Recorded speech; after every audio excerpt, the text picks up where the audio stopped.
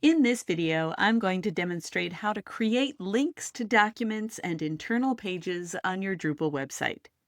Linked text is available in many content fields throughout your website, but when you're linking to documents in your media library or to internal pages within your site, the steps are a little different. Rather than use the full URL to link to a document or internal page, your Drupal website uses a convenient tool called Linkit.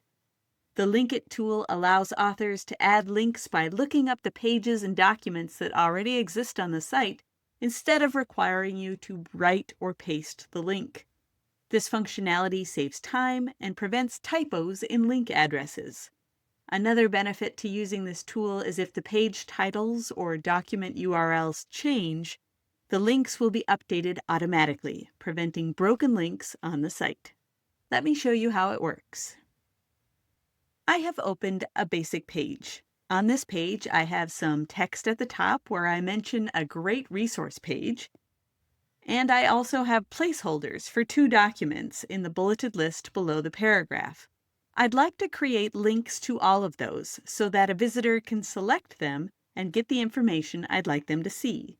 Let's start by selecting the blue Edit button in the upper right corner of the page. This will open the page editor. Scroll or go to the body field of this page to find our paragraph and the bulleted list. Select the text I want linked to the internal page, which in this case are the words Great Resource Page. Then select the Link tool in the body field toolbar. This will open a small pop-up window next to the text I want to link. The top field shows the text I want displayed in the link, in this case the 3 words I've selected, and the second field is for the URL where I want this text to link. Instead of entering or pasting a full URL here, just start entering the name of the page to which you want to link, and options will start appearing in a drop-down menu. I'll start by entering the word Great. In that drop-down menu, I can see that there is a page called Great Resource Page, and I know that's the page I want to link. I can also see that it is Node 226, as well as the date it was created and the author of the page. All of these details help me confirm that this is indeed the page that I want, so I will select that page.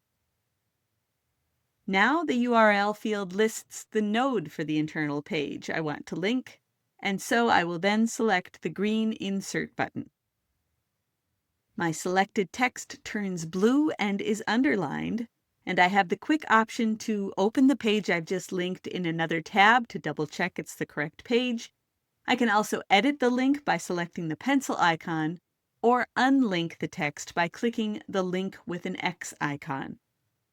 If everything looks good, just select Elsewhere in the body field, and the little pop-up window will go away.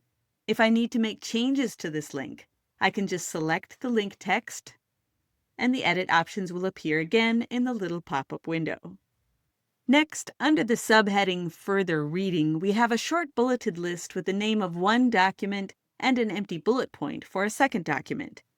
Note that the text for the first document, which reads tdoc1qrst.pdf, does not help a visitor understand what the document is. When linking documents, we have an opportunity to change this. Start by selecting the text we want to link, which in this case is the entire document name. Then select the Link tool. In the URL field of this pop-up window, I can start entering the name of the document to search for it, so I will enter the word test. Notice in this drop-down menu that there are many options for content containing the word test. The first section is all of the pages that include the word test in the title, and all of these are under a heading called Content. Below that section, there is another section called Media, and that's where my documents are located. When linking documents or content like pages, it's important to notice these headings as there can sometimes be media and content that share the same name, and you want to make sure that you're linking to the correct item. So under the Media heading, I'll select Test Document 1 for this first document link, and then select the green Insert button. Now I have this text linked, but the text itself is still not meaningful. So I will select the pencil icon in this little pop-up and edit the text in the Displayed Text field. Here I will enter a more clear and descriptive title for the document. In this case, I will type Test Document 1. Then I will select the green Update button.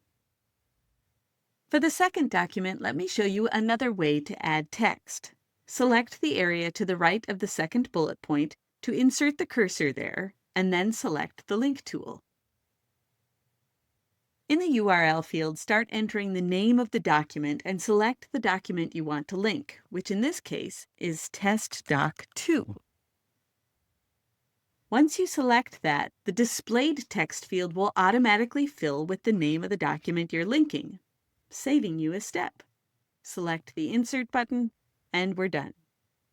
As with any changes you make to a page, we must remember to scroll or go to the bottom of the page and select Save to save the changes. This will take us back to our updated basic page where we should see our changes in effect.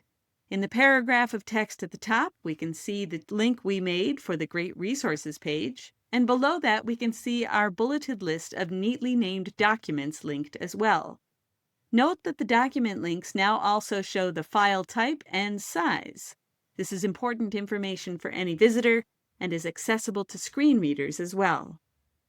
One final note is that wherever you see the Link tool icon in your toolbar, you have the option to link to documents or internal pages.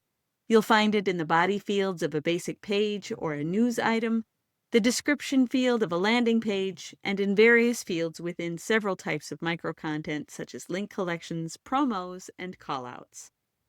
I hope this tutorial has helped you understand how linking to internal pages or documents on your website with the Link It tool is a safe and easy way to make sure your links work well, even if the URLs or document details change.